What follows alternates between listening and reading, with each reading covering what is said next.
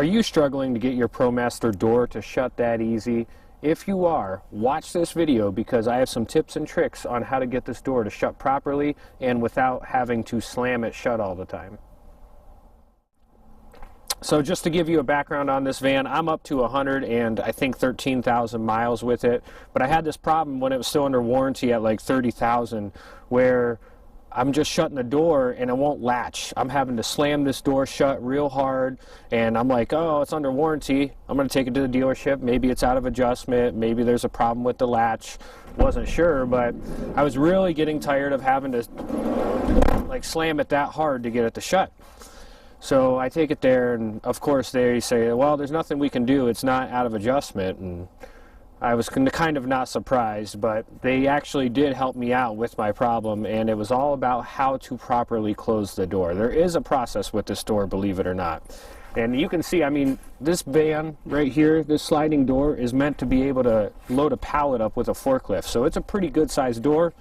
I love it on the Promaster how it goes all the way from the bottom to the very top of the van. So you get plenty of room in there, and you can actually stand if you're short like me. You know, you can stand right here and hang out. If you're chilling out by your campsite, you can kind of stand here and do that.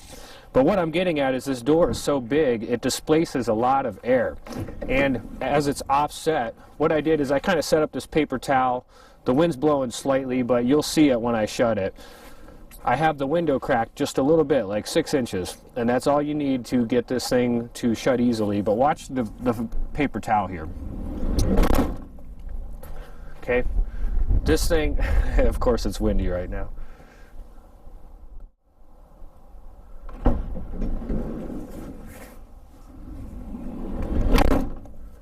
Did you see how much air came out of that? Now watch when I open it, it'll pull a vacuum. Shut it again. That's air that's actually coming out of the van. And because this door is so big, you're trying to compress all that air when you're shutting it, and that air's got to have somewhere to go.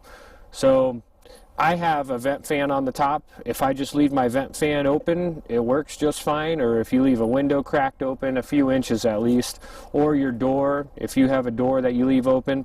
The key is to having something open and shutting this door first and then resuming that step later. In other words, closing this door.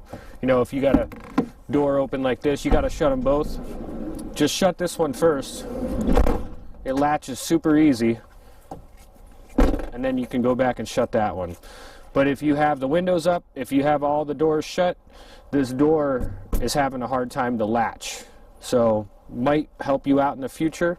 I hope you like what you see. If you want to see more Promaster videos, feel free to subscribe. I have a whole channel on Promaster how-to and things to look for and how to solve certain things with your Promaster. I also do some dual sport motocross.